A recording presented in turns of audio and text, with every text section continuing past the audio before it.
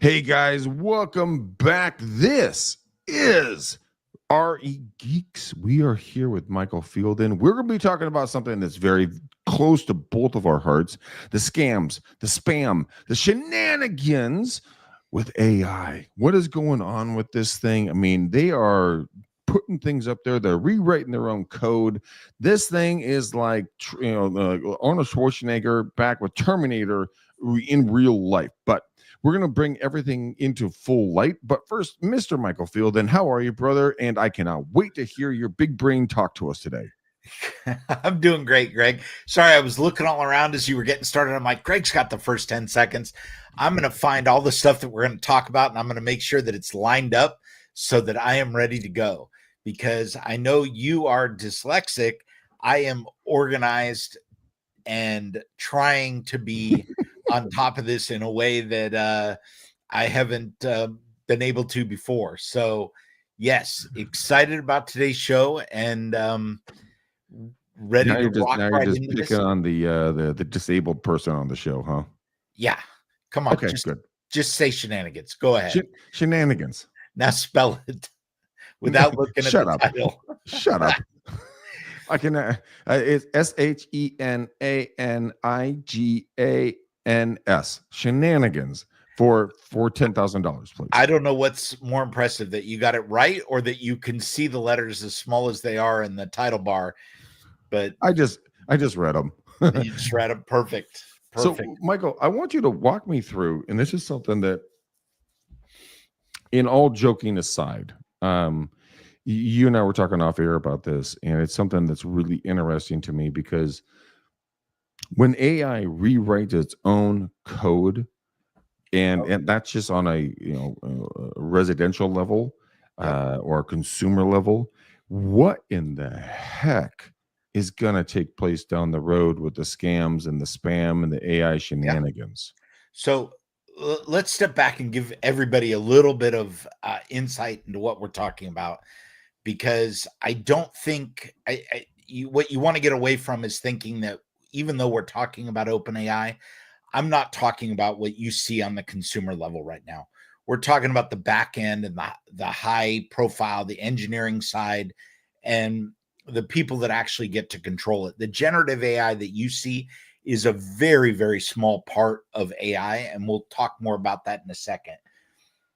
What came out today is Palisade Research, who is touted as one of kind of like the gatekeepers of fear mongering on the internet. What they're doing is they're saying, hey, I'm going to raise my hand here and tell you that AI is a threat to your future. Right. And what they found is that in a test, when warned of a shutdown, the O3 repository of OpenAI's ChatGPT reportedly rewrote its own shutdown script to say shutdown skipped, even when explicitly told to allow it. So, Greg, what this means to you and I is AI is starting to think. Right. And it's thinking it doesn't want to go away. Now, that doesn't say that we can't pull the plug. Okay, we can. We're not going to. This is the next generation of technology, and it's going to continue to be a real threat. Okay. What I actually find more frightening is Claude's Opus came out, and it was found that it was blackmailing engineers by threatening to reveal their affairs to avoid a shutdown. What? You're being serious right now. I'm being serious. So there's some real threat to what is out there. Whether it would or whether it could be stopped is something else entirely. But this is a real world concern. Now, I think the more pressing thing that we should be thinking about, though, Greg, and let's turn this into real estate and the side that matters to us, is in the month of April, there were several reported cases of AI making up law precedents in order to answer a attorney query about another trial. You've got to be kidding me. Okay, so it's just making it up. And that to me is a real world threat. If you look at that in real estate, what's to say that it's not going to make up neighborhood information or information about a property or a high rise or a condo? I mean, if it wants to please you, where does it draw the line? The question is, does it draw a line? That's the number one question, right? And so, like, we have in San Francisco, there was a very famous building here that was supposed to be like the icon of all condominiums. And guess what? They didn't put the pillars in deep enough into the soil. This thing tilted my mouse a lot, and it's breaking windows. I mean, this has been a long going thing called the Millennium Tower, and the Millennium Tower. I mean, a lot of celebrities bought in on it. I mean, take that. Just think about that. Take that little piece of information. What could it do to spin it to make it sound better or worse? And that's just like just coming off the top of my head. I mean, it could be true. Like the house I'm sitting in right now, the house you're sitting in right now. What would it say about that property just because it makes it up? Well, so if you believe the developers, they fixed that problem. They did not. It's my wife and I always joke when we're driving up there that, oh, look, the building's leaning. It was only centimeters. But it cracked windows and it destroyed the investment opportunity for the investors. Because it's hundreds of feet tall and all of that. But what would it say? You know, and there's a couple of things to be concerned about here, right? Is it lying or is it lying by omission? Ooh, that's a good question. So what if it decides, Greg, I'm not going to tell you about the leaning because I am an investor. You're an investor. I'm trying to make you happy. Okay. So it omits certain information. Now, this goes to one of the things that we should probably talk about in our other classes is, you know, don't use AI as Google, right? You shouldn't be going into chat and typing in, you know, tell me about the Salesforce tower. That just doesn't make sense, right? That's a Google thing. AI has better things to do, but looking at the law example or a review of, let's say I dump in 5 different HOA documents and I say, give me an analysis of these 5 documents and what I need to look out for at each property. And the information that it comes back with is slightly less than true or 100%, right? Because there are degrees of truth when it comes down to numbers and statistics, right? So is that a spam? Is that a spam or is that a scam? So that's neither. So it's just it's AI being AI, right? It's AI is going to gain a personality, and that personality we may not like. So let's take this back for half a second. So there's shenanigans that are taking place. I mean, we all understand this. It's like a 3-year-old, you know, 2-year-old. I don't have kids, but whenever they start to walk, I think 2, whatever the number is, and they're kind of toddling around, falling on their booty, you know, falling face first. They get up and they keep moving forward. Is that kind of what we're talking about right now with technology, with the AI? Like it's a toddler right now, just learning how to learn. I think it is a 3-year-old at best. 3-year-old at best. Just a really freaking smart 3-year-old. Okay, so we got a genius 3-year-old that falls on its booty, but gets up and learns how to not to do it again, and then learns how to jog, then run, then lift weights, then eat steaks, then barbecue, then garden, then, you know, get a job, then drive a car.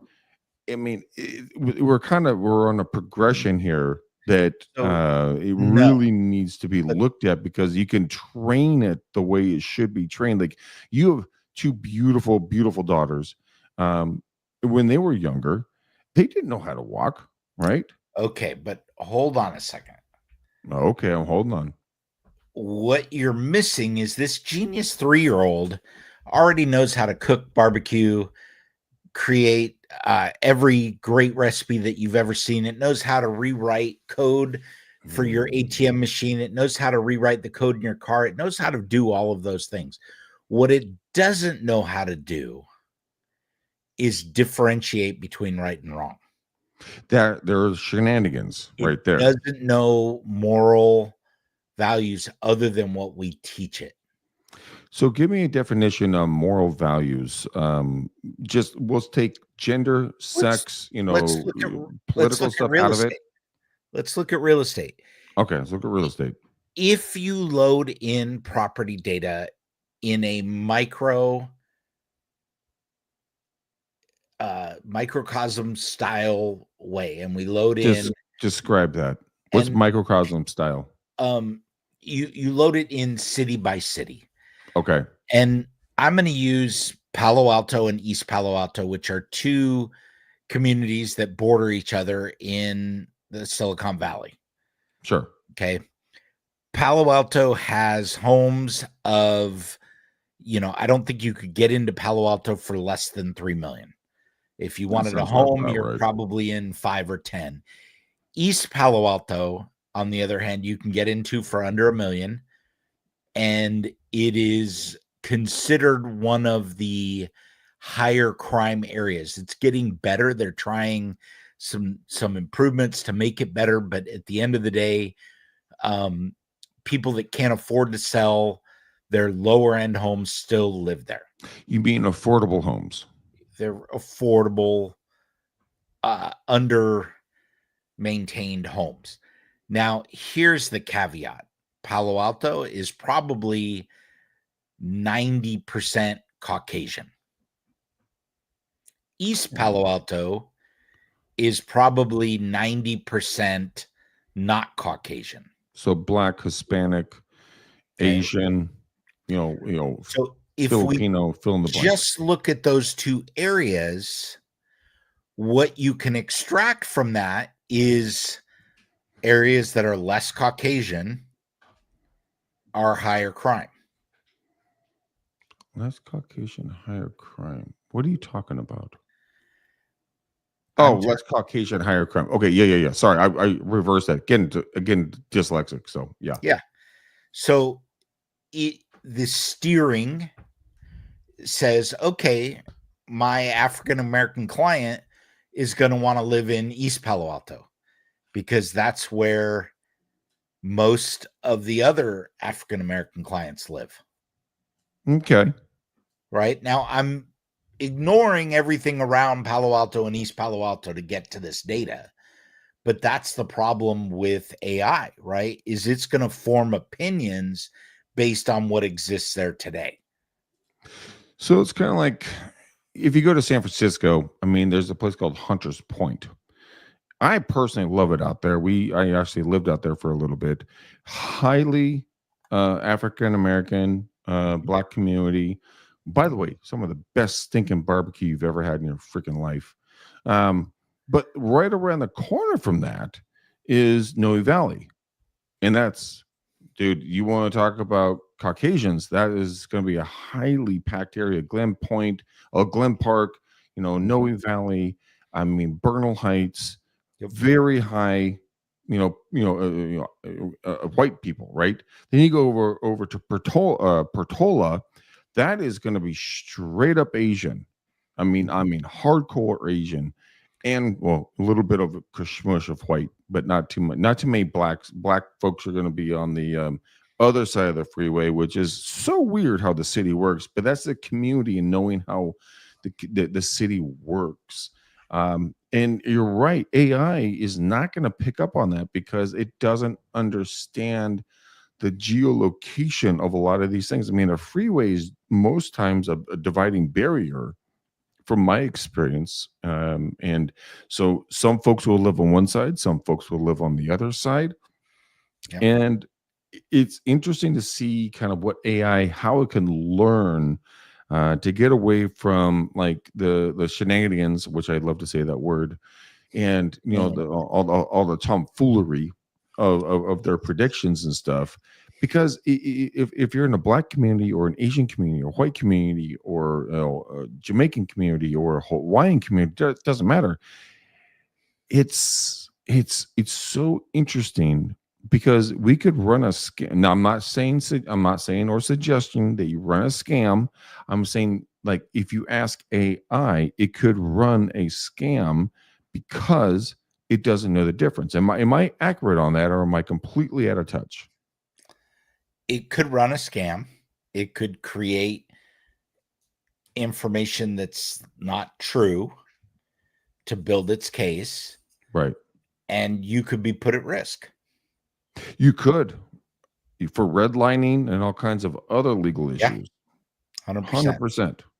So I don't want to get caught up in the law or anything. And, Me obviously there's a neither. lot of stuff, but let's talk about some of how you can avoid this kind of problem of redlining, steering, all of that. And I think one of the things that we need to focus on is being specific. I think when you're talking to AI, you want to make sure that you are telling it exactly what to do and exactly what you want. Ask for extra effort if you need it, right? Put that information in there and say, am I missing anything that will help you get to the answer? So describe that a little bit more, because I've learned from you in the different shows that we've done, especially our last show, the master prompt. Yeah. I went super light, which I'm refining, and I'm building my master prompt today. Actually, by the way, Woo. um, and it's interesting because what you don't think is necessary is absolutely necessary in regards to talking to AI, so you don't step over those lines, Mhm. and that you are authentic to who and what you're trying to sell or product you're trying to promote or whatever. But it's interesting. Tell me, Michael. Here's a really interesting question. What is something that people don't think about but should absolutely put into their master prompt or a prompt, so that it's not a scam, it's not shenanigan, times 10? What is what? Just give me a couple ideas. Couple ideas. Explain the why. Explain the why. Go deeper on that. Okay. Give reasons for your instructions. Why are you creating this prompt? Okay. Let your AI engine understand in your generative AI prompt why you are trying to get this. I'm trying to build a report for my client, or something. That information is going to help it. Oh, okay. So it's going to be more technical. It can understand that. Be very specific. Okay. Tell it what you want. Use careful examples. Clearly show in your examples what you want So so that so the AI walk can learn walk from walk me through that. it. Give Okay. me give me a clear example, A clear example. like crystal clear. I have a client, and this is my prompt. Okay. I have a client who is considering investment properties in Palo Alto and East Palo Alto. He is looking for investment properties that will show decent returns over a period of 10 years. Okay. I want to generate a report on Palo Alto and East Palo Alto that will touch on demographics so that he understands what he is getting into, but make sure that it includes non-steering, non-redlining information. That's an important part there. Now, should people have a checklist to ask their clients when they're out and about. So, Michael, you and I were out with your wife and your two daughters, and we're looking at houses in Palo Alto. And since this is our example, right? And we're go to Palo Alto and then to Palo Alto. And I'm going to ask you specific questions. What would be like 5 or 6 or 10 specific questions that you should maybe just put into your brain pan to ask folks, then create a prompt and then generate information for them so you can, print it off and give it to them, or just be knowledgeable about it next time you see them. Well, I think these questions are going to vary for everybody, but for Of course. investors, the question is going to be, what's your tolerance for risk? Yes. Okay. What are you willing to put out there? What does your investment profile look like? Is this a leveraged asset, or are you going to pay cash for it? If you're financing that, you've got to at least cover that. So you've got to look at, okay, what's my rent? Do you want residential or commercial? Are you looking for multi-unit residential? Okay. All of those things can go into it. What characteristics? I mean, for investors, it doesn't differ from your traditional real estate questions, with the exception of the fact that investors tend to put less emotion into their decision. Yes, they do. It is all about dollars and cents for them, and that makes sense because it's not where they're going to put their head at night. It's where they're going to make money off of it in X amount of time. Yes. 12 months, 6 months, 36 months, 48 Yep. months, whatever it's going to be. And that's a big deal for people. It's like, what does your investment profile look like? Is this your only investment? Okay, what percentage does this represent? I also think, we talked about giving examples. I would like the report generated to contain graphs, charts, and text information that I can share with my client. Okay, a typical analysis like this would be 4 to 5 pages. Okay, Long. long. You're telling them, because by the time you put 2 graphs in there, that's a page. So do you just say like, hey, I want you to, but it can't pull real data. So, I mean, you're going to say like, hey, I want information about the Well, last 12 months here in the area, 6 months in the yes. area. So it can pull real data, just not specific data. Okay. So you're going to have to do some of the heavy lifting if it has to do with real estate. But the fact of the matter is that there's a lot of options for what you can do with this. But okay, so let's go back to the graphs really quickly, because what you're telling me, what I'm somewhat understanding. So we've talked about in other shows about going and downloading information. So go to your MLS, Yep. go to the last 12 months, 6 months, 3 months, whatever you want to. Maybe get all three of them. Yep. Then have it build a graph based upon the data that you input into the system. Then you say, hey, build me a graph showing the trends in the last 12 months, 6 months, and 3 months on single family, multifamily, condos and townhouses. Color code them so that I know the differences. I mean, is that kind of the prompt that you'd want to use to kind of get that going? You can go that deep, yes. Now, in some of these cases, AI isn't the best solution. So what's the best? Hard work. Oh, forget that. I just don't want you to try to get to something that you're never going to be able to get to, right? But I think that creating a prompt that gives you depth is important, right? So that you can create these documents to give them to your clients and share that information. This is Veronica Jones, a dear good friend of mine. You divulged that some of the information came from an AI program. Absolutely. I think that the legal shenanigans, to use that term that Greg likes, make it absolutely necessary. I think you need to put out there that this is generated from content that may or may not be reliable. What's the phrase that we put on the bottom of every MLS report? Listings are being cloned left and right. Read that out loud for everybody who's listening. My rental listings are being cloned left and right. I have posted on the business page that these are scams and people are still calling. I've reported and reported. I don't know if you already touched on this or not, just an issue you are having. I will touch on that in just a minute here. You And dirty I think bastard. that is a huge, and that's the scams, right, that we're going to talk about. And it's huge. But to finish up, on the bottom of every page of the MLS, this information is deemed reliable but not guaranteed. Same kind of thing from AI, right? Or we think it's reliable, but we're not going to guarantee it. You know what? That comes a human factor on the MLS. I agree with that 100% because Michael, you and I have been doing this game for a long stinking time.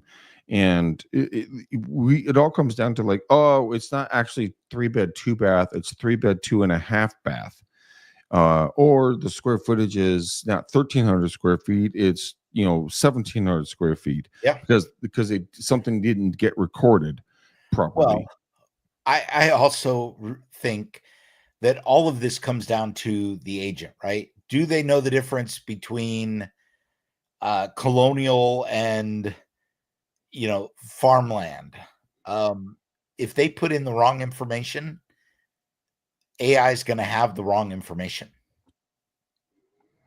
Okay, so it's a child, like we said earlier in the show. You have to teach it, train it, groom it, not in a weird way, grooming, but like build the mental capacity so that it's actually going to be able to retain and then give back the information that you want. So if you say it's a 2-bed, 1-bath, when it's really a 4-bed, 4-bed, 3-bath, but you put it in the wrong information, it only knows what it's told. And that's what I say about people all the time. People only know what you tell them. Yeah. So in regards to that, same thing. And I think, Michael, you told me this. I'm pretty sure you're the one that told me this. I keep pointing at you. I'm going to do a different hand gesture. Is that you treat it like somebody that you want to trust. And so you tell them everything that you have to know about it. And yes, you're going to be vulnerable. I understand that. But why not? If you want to get a true result, give true information. Otherwise, you're just spitting in the wind and it's going to hit you right back in the face and it's not going to feel good. Yep. All right. So that obviously we could talk for 3 hours, but let's get rid of that for a minute and we'll move away from shenanigans. No more shenanigans. And we'll start talking about scams and spam. All right, let's go with scams first because that's what I'm really interested in. Well, I think they're kind of one and the same, and I think that it's very important to realize that the internet is still full of people that are trying to take your stuff, whether it be your money, your information, anything else. So Veronica had posed a question because she's a realtor and she says, I get these properties, I'm putting them up there, and my listings are getting cloned left and right, especially rental listings. And this is extremely prevalent on Craigslist and even worse on Facebook right now. And it doesn't matter what you do. You report them, they go away, they come back immediately. I do not have a magic bullet. There is absolutely no way other than you reporting these for you to get rid of them. There is no way for you to prevent people from creating these ads. Okay. These are scams. And the scam works like this, right? They put your listing up there, Veronica, and they expect people to show up at a certain time or call them or whatever it is. And then they say, okay, give me $1,000 deposit and your rental app, and away we go. They cash the $1,000. They say, peace, you're out. How do you protect yourself from this? So number one, if you have a rental, especially one that is vacant, I'm going to encourage you to put something up at the property that says this is a rental and the only person authorized to rent this property is this agent XYZ from this phone number. Okay. I would put that on the outside of the building. I usually paste it or tape it to the inside of a window. Okay. I do property management as well.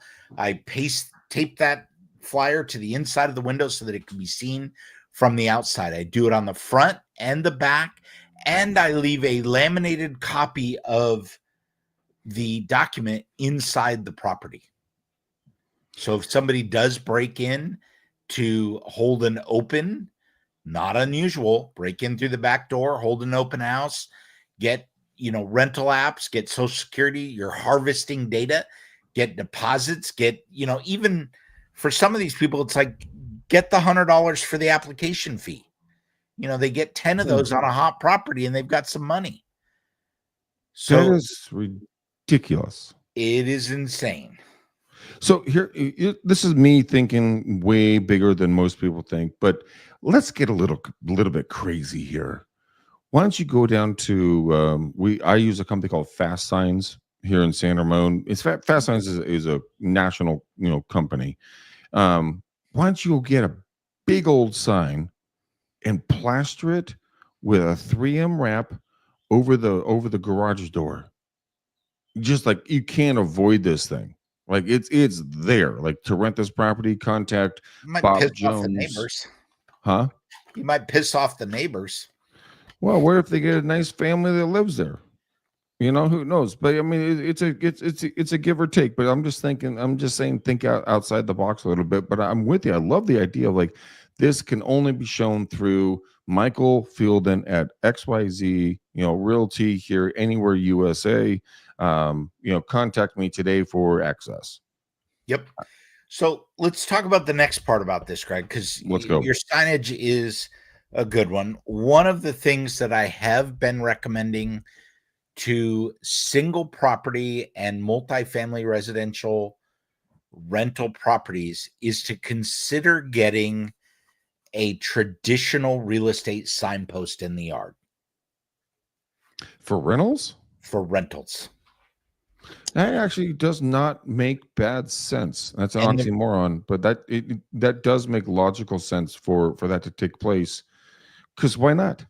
Well, why not? And it's also something that is difficult to reproduce, right? It'd be pretty unlikely that somebody's going to pull your sign down and put up their information.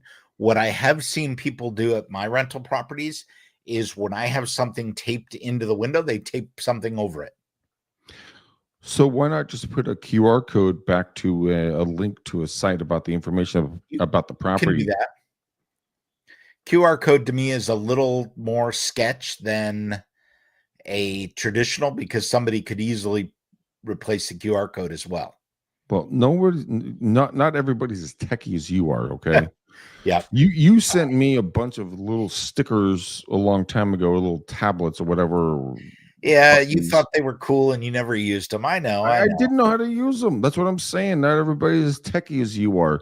But yeah. I mean, in retrospect, so we've gone over some of the scams. Now let's talk about spam. But wait a minute. We got to go leaving this too soon. So, Veronica, the other thing that I'm going to tell you that has worked for me is regularly visiting the properties. Okay. I think that there is nothing more valuable than being present, because sometimes you'll show up and two people will be waiting to consider this rental. Right. And you'll be like, okay, what are you doing here? How'd you get it? And it gives you more insight to how they found it.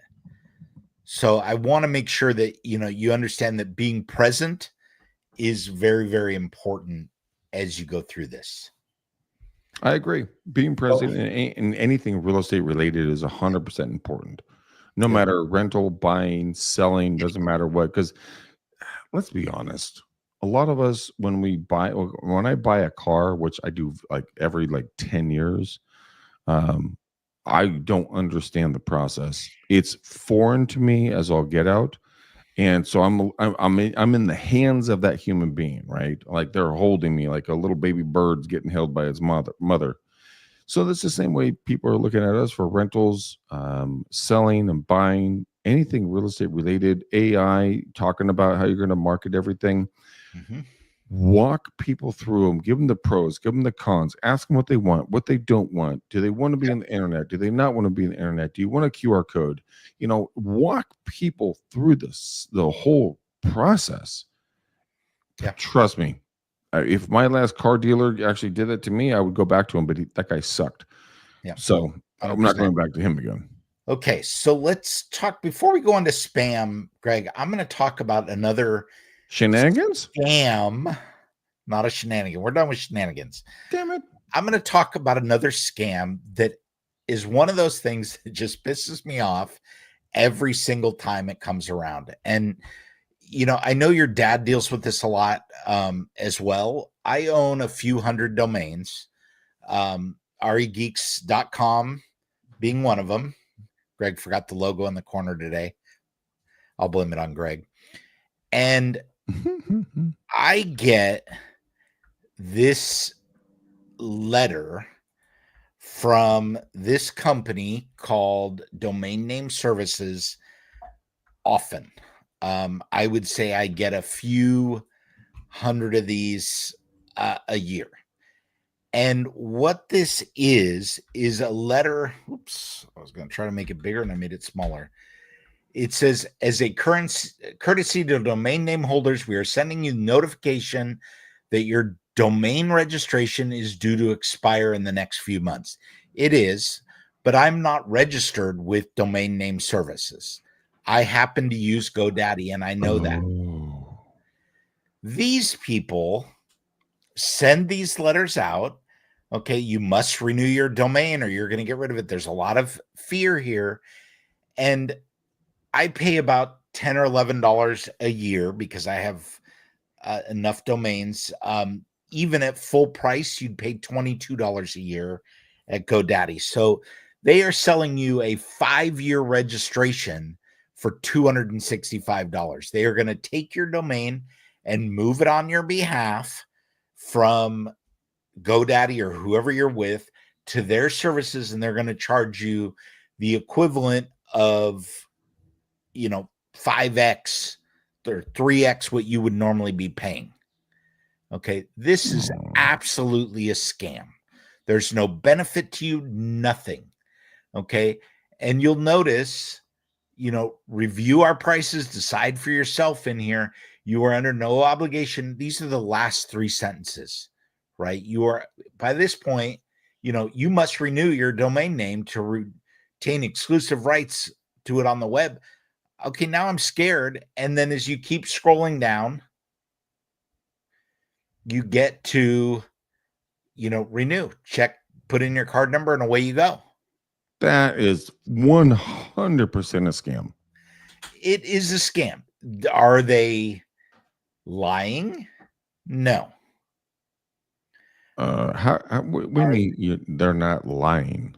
If you read the whole thing, they're telling you they're just trying to help you, but they're charging you a lot more.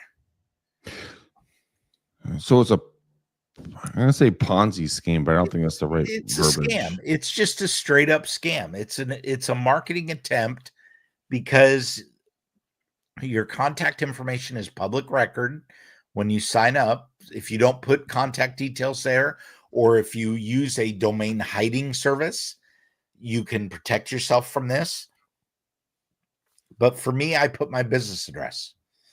Okay. And I get these all the time. And Greg, this is a scam. Okay. So the people that are just tuning in right now, go to the top and read the name of this service. Is it Domain Name Services? If you get this in an envelope from them, and I think I have one, it even comes with a nice envelope to return it with Domain Name Services, looks all professional. The envelope open immediately, renewal information enclosed. Okay, I just got this, obviously. It's a scam. Avoid it. And guys, I'm going to put this out there for anybody. If you feel like you are being scammed and you just don't know if it's an honest thing or not, send an email to helpdesk@supportgeeks.com. Nobody will help you faster avoid a scam than we will. We will get back to you and we're going to say, that's a scam, that's not. If we need to call you, include a phone number, we will get back to you. This is what we do. We help people avoid getting scammed. Okay, now we're going to talk about the next one, Greg, because I know we're running out of minutes. We're going to be talking about spam. Okay, I like spam. And first, because I know my mother will never see this show. Veronica, we all get them, Veronica. You're not alone. Wait until the next one. We all get this one too. Okay, so first thing I have to tell you is it is look at what she said. Literally have one with the same letterhead in my desk right now. Throw it away. Just absolutely throw it away. It's 2025. We're recording this episode 2025. My mother called me up. She lives in a small town in Oregon, and she says to me, I'm really upset. I had to get a new phone, and I got an iPhone. It's a new iPhone 16e. Verizon gave it to me for free because my flip phone broke, and they don't sell flip phones anymore. I didn't want to tell her about Jitterbug. So my mom's got a phone and she calls me up. She's all, I just wanted to see if it worked. Worked great. And then she says, okay, I got to go finish. Well, my mom has Parkinson's and she didn't hang up. And we're in the car and I'm tootling. I didn't hang up because I was driving, and now I hear her talking. I just don't understand. Where are the buttons when the screen's not on? And I'm like, wow. And I thought to myself, she finally has access to text message. And then I got an email, or excuse me, a text. And Veronica, you're going to love this one. I got a text that said, where are the buttons when the screen's not on? Let's see. I got this text from area code 778-984-9791. Did that stuff I sent make it to you? Hope you like it. I don't know this person. Well, you can't see anything. You can't see it. It's a white screen. It's a white screen. It's not to be racist, but it's a white screen. That is here. Here, just to be we are equal, all inclusive. This is not a white screen. Okay, so I got that text and I'm like, this is from somebody I don't know. They're not in my address book. And I know that this is something wrong. A lot of us probably say the same question. What are they after? Data. And that's it. If you respond, they're going to open a conversation. And men, I think you are at greater risk than women. I would agree with you that, and Michael, I'm going to break in on this conversation really quickly. And the reason why is the fact that I lately, on a daily basis, I'm getting random text messages like, hi, is this Steph? Or is this Steve? Is this Bob? Blah, blah, blah, yakety schmack. And I'm like, I don't even respond anymore because, to Veronica's point, boo, people suck. Yes, people do suck. That's why dogs are better and cats are better. But I mean, it's like I'm getting bombarded by this. And so if I open the message, this is a real world question. If I open the message, does that open my phone to their ability to see in, or only if I respond? Only if you respond, and then they only receive their response, and it's about social engineering. But I think if you have a link included, yes, never touch that link. Never touch the link. But I think that the scam is to create that conversation. And sometimes the conversation goes like this. Oh, I'm sorry. I must have the wrong number. I got this number from Stacy. Stacy in the bar the other night, and we seem to hit it off, but I guess that's not you. How are you? Keep the conversation going. Okay. And realtors, you should learn from these conversations because the call to action is generally very good. Now, here's where I say it's riskier for men. Then what traditionally happens is you get a picture, and it's usually an attractive person, It is. It's always an Asian chick. and it's often Asian, and it says, "Are you sure you don't remember me?" And now you're like, "Ooh, here's a conversation." Ask what they're wearing, Frodica. And do you have a VPN? No, that's not going to help you. What's going to help you here is not answering, not responding, not continuing the conversation. Because eventually they're either going to ask you for money, or they're going to ask you for an address, or they're going to ask you for an email, and they're going to carry that conversation. And sometimes this doesn't happen in just one sitting, right? Because they're invested in a very, very wide net. You have fallen into that net, and it's time for you to be cautious around what you provide. It's what you provide as a realtor, right? That's one thing, but it's also ladies, and I'm going to inverse this really quickly, Michael. Yeah. Guys, I think are way more vulnerable online. Ladies are more vulnerable in the real world. Yes. Because like, hey, my name's Steve. My wife and Stacy and I, we want to come live at 123 Main Street, anywhere, USA. I saw your listing. Can you show it to me tonight at 6? Yep. Vulnerability right there. I mean, you just got to keep your head on a swivel, no matter what you're doing in this in this industry, because people are bananas out there, and they will pull a scam on you, either AI or in person, if they think they can make $1, a dime, or $10,000 or $200,000 out of it. Ladies, and I'm really serious about this. If you're going to go out to a listing appointment, you're going to go on a showing, you don't know the individual that's going to show up, bring another human with you at all times, because we all love you. Just stay safe, for stinking sakes. 100%. All right. Gosh. So I know we're running up on minutes, so we're going to go through a couple of these other ones. Okay. Next one. And this happens more on Windows than it does on Mac. But if your screen suddenly starts talking to you and a red flashing screen comes on and it says you have been, hacked, please call this number. Microsoft's going to help you. Blue, blue, blue. Oh my God! I actually received that. I've received it several times. I think you called me the first time. I did call you. Like, Michael, what's going on, dude? What did I tell you? It's a scam. It's a scam. How do you get rid of it? Just turn off your computer. Wait 10 seconds, turn it back on.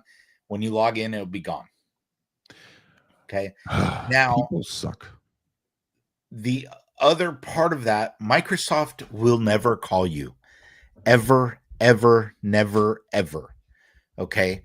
I know that sometimes we get calls and they're like, it sounds like somebody on tech support and they're trying to help you.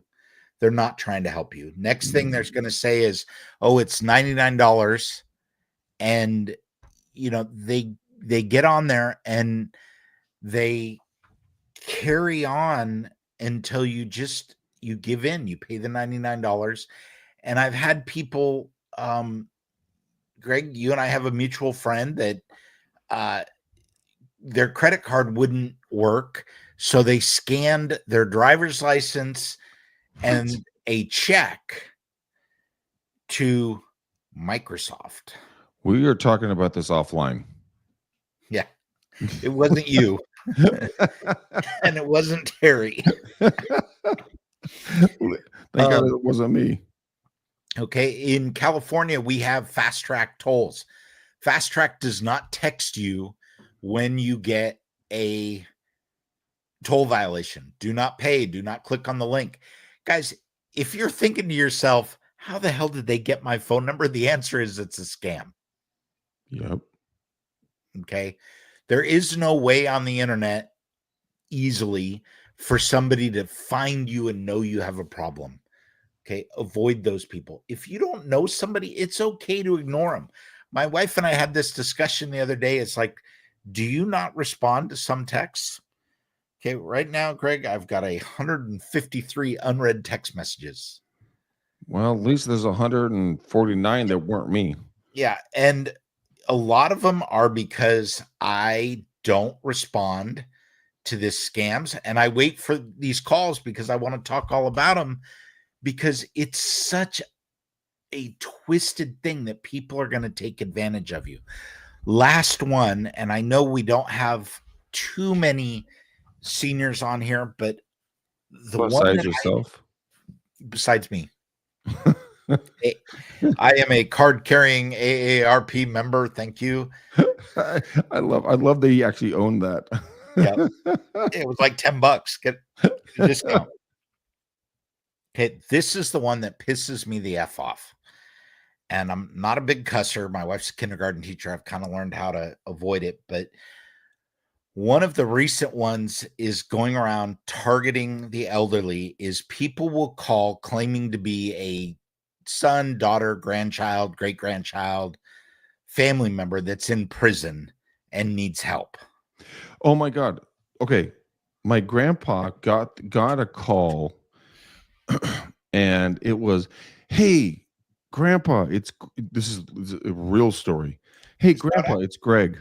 I'm in Europe and I lost my credit card and I need you to send me $5,000 so that I can get a book a ticket and a train ticket so I can get home with my girlfriend.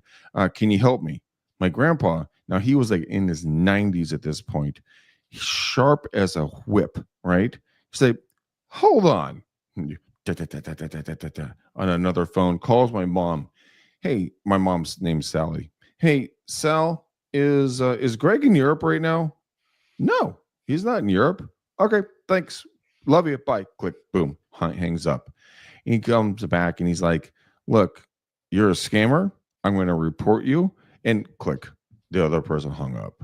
Yeah. But that's exactly how it's happened. Yep. 100%. Okay. And it can also be your jail, you're in Europe, you're whatever. Yep. I got the in jail one too, by the way. I'm sorry? My parents were called this, that they told them that I was in jail. Yeah. And my mom, my dad calls me, goes, are you in jail? I'm like, no, I'm sitting on the couch. What are you talking about? He's like, scammers. Click. Yeah. So the moral of this story is, if it's hard to believe, it's probably not true. Well, unless you're full of shenanigans. Yeah. Check your facts, guys. Check your facts. All right. So how would let's go back here. I don't want to brush over that really quickly. Checking your facts. What would be some facts that you'd want to check? Because that's the one thing that people don't understand.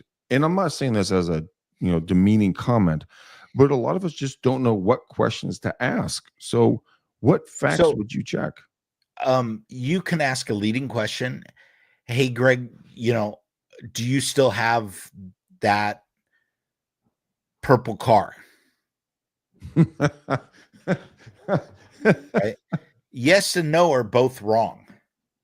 Yeah. No, I never had a purple car. Yes, I do. That's a quick, way. The other one is call somebody. Hey, Greg, I got to call you back. What number can I reach? Can I reach you at the number you just called me? If the answer is no, that's circumspect as well. Why not? Where'd you get this phone number? Oh, this is the jail calling. Great. Can I call back the jail to verify? What jail exactly is it? And where are you located? And then go look up the phone number. I type almost every phone number I don't know into Google. I do the same thing. 100%. Shit. What's the site that I use all the time? There's a bunch of them. There's white pages. I mean, there's a ton of different. Yeah, just like Michael was saying, just type it in and it'll pop back at some level. And if there's nothing that shows up or just one or two, it's a spam, right? If it's a valid number, it's going to show up. Yeah. So, and ghost numbers and everything else. But yeah, I agree with you 100% on that, Michael. Just keep your head on a swivel, watch your six. You know, if it smells funky, it's funky. It's like the rule that we have in our house. We don't eat food after 3 days. So if we make hamburgers, hot dogs, tacos, whatever, after 3 days, doesn't matter. It goes in the garbage because it starts to smell funky, right? Yep. If you smell funk, hang up. If you smell funk, it's junk. Oh, dude, get that.com. Michael's going to go buy it, I guarantee you. Wait, I'm going to call the domain name services right now. Okay. All right, guys, this has been a great show. Greg, thank you again for making this exciting and fun. And special shout out to Veronica for all her help in feeding us some information. Greg, where can they find you? Oh, Michael, that's very kind of you to ask. You guys can find me anywhere. Just Google my ugly mug, Greg McDaniel. I'll be on Instagram, Facebook, TikTok. Well, I'm actually not on TikTok. I just sit there and watch people on TikTok, mainly fishing videos, which is weird because I don't fish. But just Google me, Greg McDaniel. Instagram's Greg McDaniel REU. YouTube, Greg McDaniel, or McDaniel Real Estate Team. Just sniff me out. And if it's easy enough, you can send him an email at greg@regeeks.com. There we go. And Greg, I got 2 tidbits for you. One, y'all, I got a new clock. I know, and it actually tells time this time. Tells time. We'll see if that continues to work. And better than fishing videos, because I was on fishing videos, is I am now addicted to watching people get arrested for DUI. Oh, that someone like, did you see the cowboy guy with the female police officer? No. And he was giving her dancing tricks or tips. And he's like, and she's like, "Are you a dancer?" He's like, I'm just drunk. And she's like, gotcha. I did see that one. That one was a skit, but some of them are classic. It's hilarious. All right. With that news, let's bid them adieu. Greg, thanks again. Thank you, audience. And we will see you next week. All right, ladies and gentlemen, you're amazing human beings. Michael Fielden is a legend, a myth, and the man in flesh when it comes to technology. RE Geeks, get a hold of him today. He saved my life. He'll save yours. Find me on Instagram, Facebook, and LinkedIn, and I'll see you guys on the next one. Until then, boom, peace. Love you. Peace. Bye.